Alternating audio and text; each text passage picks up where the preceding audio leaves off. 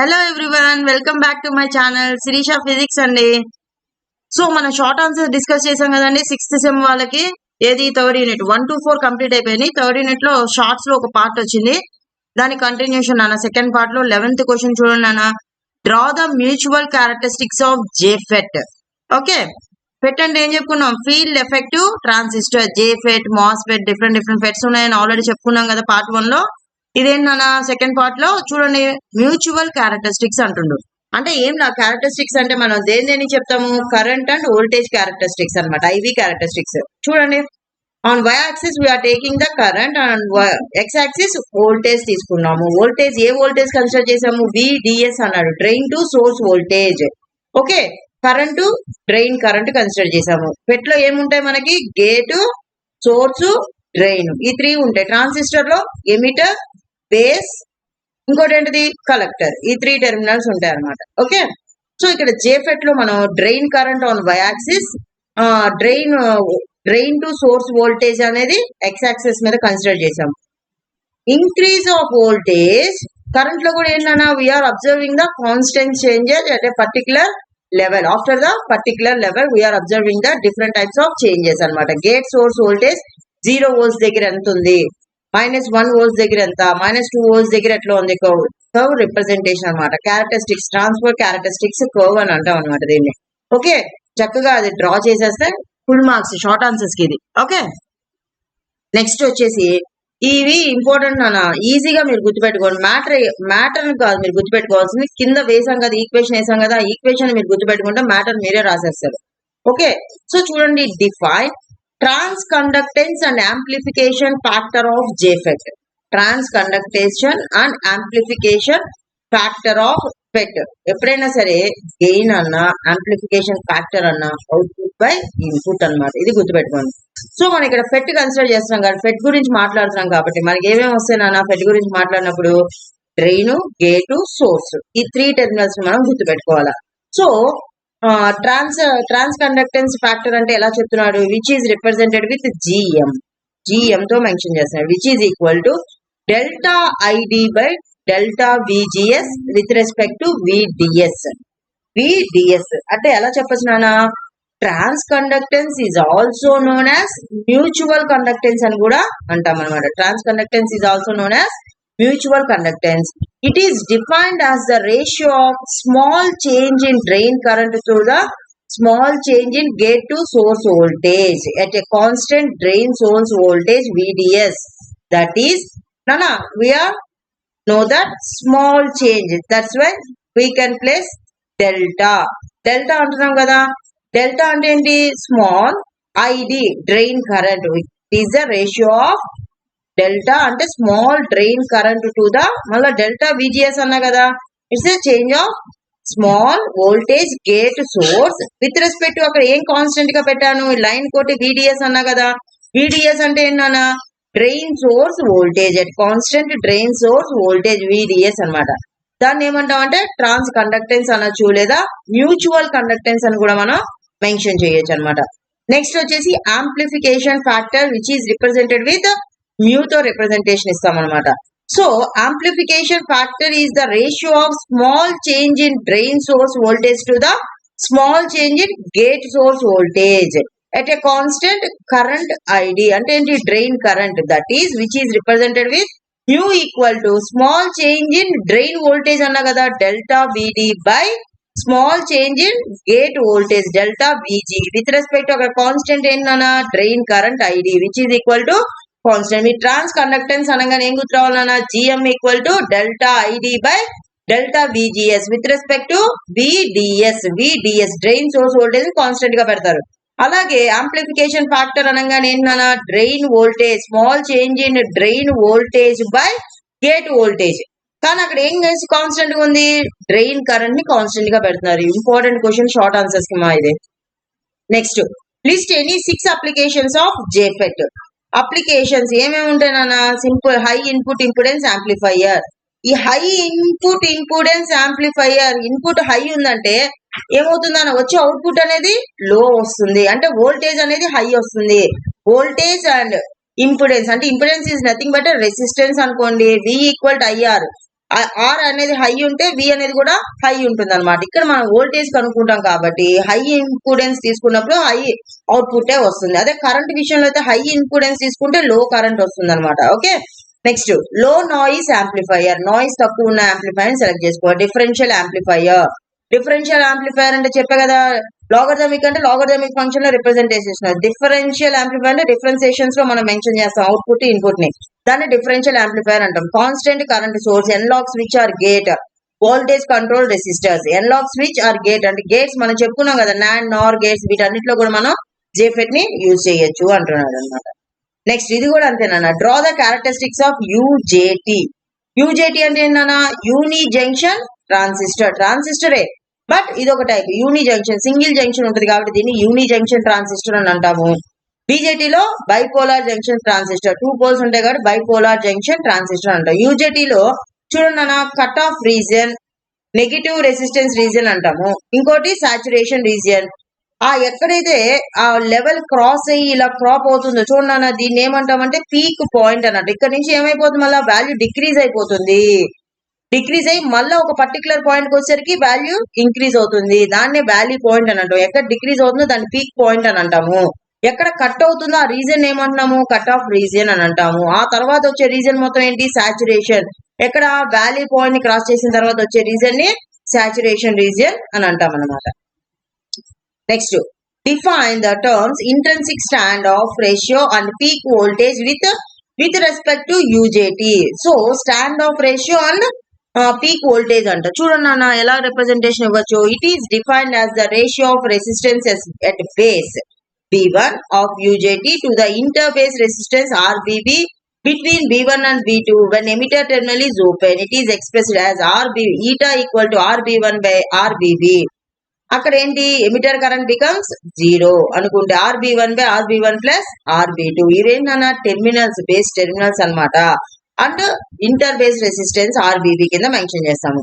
Next peak voltage VP. ఇప్పుడు అక్కడ మనం చెప్పాం కదా పీక్ వోల్టేజ్ అని, ఎక్కడ వాల్యూ డిక్రీజ్ అయిపోతే ఒక పర్టికులర్ పాయింట్ దగ్గర మనకి గ్రాఫ్ ఏమైంది, ఇంక్రీజ్ అయింది కదా, that value is nothing but A peak value అని అంటాము. That particular voltage is called the peak voltage అని అంటాం. It is the emitter voltage at which the diode becomes forward biased. దాన్ని ఏమంటామన్నా పీక్ వోల్టేజ్ ని emitter voltage అని కూడా అంటాము. ఎందుకని, ఎప్పుడు నానా మనం ఎమిటర్ వోల్టేజ్ అని, diode will be in forward bias. Forward bias అంటే ఏంటి, P junction will be connected to the positive terminal of the battery. N type is connected to the negative terminal of the battery. Okay, so forward biased and UJT starts conducting and as a result current IE flows through it. It is expressed as VP equal to eta VBB plus VD తో mention చేస్తాం. అక్కడ VBB అంటే ఏంటన్నా supply voltage, VD అంటే ఏంటన్నా voltage drop across diode అనమాట. ఇవి రెండు కూడా ఇంపార్టెంట్ నాన్న షార్ట్స్ కి. Next, mention the applications of UJT. Important అన్న, ఇది కూడా ఇంపార్టెంటే. చూడండి, the following are the some of the applications of unijunction transistors. ఏంటవి, UJT is used as a relaxation oscillator to generate sinusoidal waveforms. First point చూడండి అన్న, UJT is used as a relaxation oscillator to generate sinusoidal waveforms అన్నాడు కదా. అసలు what is the relaxation oscillator? Relaxation oscillator అంటే ఏంటన్నా, which produces always non sinusoidal output ని generate చేస్తుంది.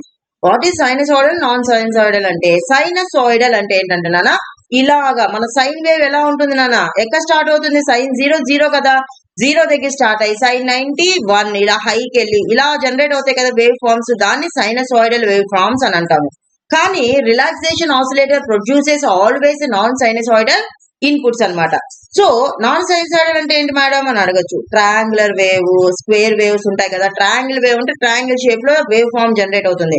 Square wave అంటే స్క్వేర్ ఫామ్ లో మనకి అవుట్పుట్ అనేది వస్తుంది అనమాట. వాటిని నాన్ సైనసాయిడల్ అని అంటాం అనమాట.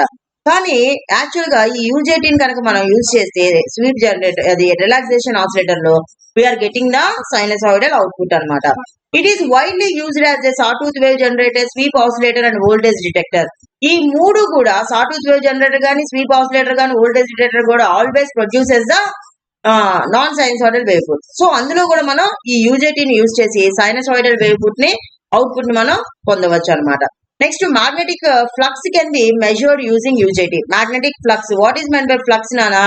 Flux and the number of lines crossing per unit area. Those lines are electric lines. That flux is called as the electric flux. The lines are magnetic lines. Then that flux is called as the magnetic flux anamata. So magnetic flux also calculated by using the UJT.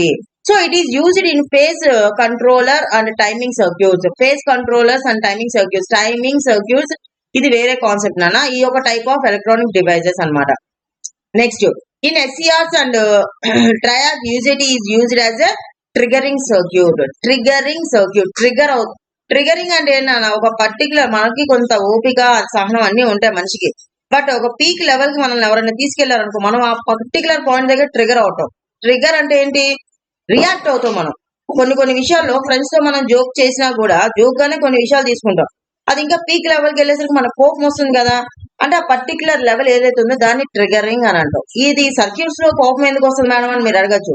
Circuits లో కోపం రాదు. ఏదన్నా phase change అయినా, timing change అయినా circuit లో అది మనకి mention చేస్తుంది అనమాట. సర్క్యూట్ ఇక్కడ టైం అనేది చేంజ్ అయింది, మనం అప్లై చేసిన టైము ఇది టాలీ కావట్లా అని మనకి ట్రిగర్ చేస్తుంది అనమాట. మనకి గుర్తు చేస్తుంది. మనకి మనం ఏమంటాం అంటే దాన్ని ఐడెంటిఫై చేసి మిషన్ మనకి చెప్తుంది అనమాట. మనం డిజైన్ చేసిన సర్క్యూట్ లో సమ్ చేంజెస్ ఆర్ అబ్జర్వింగ్ అని. ఓకే, అదనమాట ట్రిగరింగ్ అంటే. Write the applications of SCR. The applications of SCR: pulse control circuits, 0-point triggering circuits, crowbar circuit or over voltage protection circuit, high voltage applications. ఇవన్నీ ఏంటన్నా SCR యొక్క applications. వీటన్నిటిని control చేస్తుంది. Triggering circuits ని కానీ, pulse control circuits ని కానీ. Pulse అంటే మళ్ళీ వేవ్ ఫార్మ్ రిప్రజెంటేషన్ ఇట్లా వస్తుంది అనమాట. Okay, next, define holding current in SCR. Holding current ని మనం ఎలా మెన్షన్ చేస్తాం? కరెంట్ అంటే ఐ కదా, హోల్డింగ్ కరెంట్ అంటున్నా. సో సఫిక్స్ లో హెచ్ పెట్టాలి. IH is the minimum anode current required to maintain the SCR to remain in conduction region. ఏమంటున్నానా? దాన్ని ఏమంటాం? హోల్డింగ్ కరెంట్ అంటే it's a minimum anode current required to maintain the SCR to remain in conduction region. SCR అనేది conduction region. Conduction region అంటే ఏంటి? Working region లో ఉండాలంటే ఎంతైతే మినిమం కరెంట్ అయితే యూజ్ అవుతుందో that minimum current is nothing but that minimum anode current is nothing but A holding current which is represented with IH అని అంటాం అనమాట. If the anode current is decreased below IH then the SCR turns off. In other words, it enters into the forward blocking region. ఒకవేళ minimum current లేదనుకోండి, SCR అనేది ఏమైపోతుందంట? Silicon control resistor. ఏం చెప్పాం SCR అంటే? So అది ఏమైపోతుందంట? Half state కి వెళ్ళిపోతుంది, working condition లో ఉండదు అని చెప్తున్నాము. అలా ఇంకొక మాటలో చెప్పాలంటే ఫార్వర్డ్ రీజన్ అనేది ఏమైపోతుంది? కరెంట్ కండక్ట్ అయ్యేది డయోడ్స్ లో మనకి ఎందులోనా? ఫార్వర్డ్ రీజన్ లోనే కదా. సో కరెంట్ కండక్షన్ అనేది ఏమైపోతుంది? బ్లాక్ అయిపోతుంది. బ్లాకింగ్ రీజన్ అని కూడా దాన్ని చెప్తాం. అంటే ఏంలో holding current, the minimum current is required, minimum anode current is required to run the SCR is nothing but holding current అనమాట. Otherwise the system will be stop, turn off condition or blocking, forward blocking region. Next, what is meant by regenerative action of SCR? Regenerative action of SCR. One of the important question, Nana. In SCR, when input voltage, that is voltage across gate VG, reaches to voltage VE2. VE2 అంటే Nana base emitter to junction. అప్పుడు base emitter to junction reach చేసరికి transistor Q2 starts conducting, which results increase in IC2. IC2 అంటే collector current. Collector terminal దగ్గర ఉన్న current ని IC తో mention చేస్తాం. The transistor Q1 turns on if transistor IC2 increases to sufficient value. IC2 increase అయ్యేసరికి transistor Q1 ఏమవుతుందంట? On state లోకి వస్తుంది. While conducting Q1 the collector current IC1 rises which further increase in IGE2. As a result, the collector current in transistor Q2, that is IC2, increases. This complete action in SCR is known as regenerative action. Due to the increase of VG, that value will reaches to the base emitter current voltage, then the Q2 starts conducting. That Q2 starts conducting means the current in the collector terminal will be increases. Due to that increase in current, the transistor Q1 will be in on state. For sufficient value of increase in IC2, the conducting Q1 the collector current ఏమవుతుందనా? Increase అవుతుంది. IC1 particular దగ్గర IC2 increase చేస్తే IC1 కూడా ఏమవుతుంది? Increase అవుతుంది. So further increase in IB2 as a result collector current in transistor Q2 that is IC2 increases. దీన్నే ఇలా ఒక దాన్ని ఇంక్రీజ్ చేయడం వల్ల ఇంకో దాంట్లో మనం అబ్జర్వ్ చేసే చేంజెస్ ఏమంటాం అంటే రీజనరేటివ్ యాక్షన్ అని అంటాం. So during this process SCR enters into the on state due to low anode to cathode resistance and it is denoted by closed switch అని అంటాం అనమాట. ఇది నా టుడే టాపిక్. ఓకే, ఏదన్నా డౌట్ ఉంటే కమెంట్ చేయండి. Thank you. షార్ట్స్ అయిపోయినాయి. Next class లో మనం లాంగ్స్ డిస్కస్ చేద్దాం ఈ టాపిక్ నుంచి.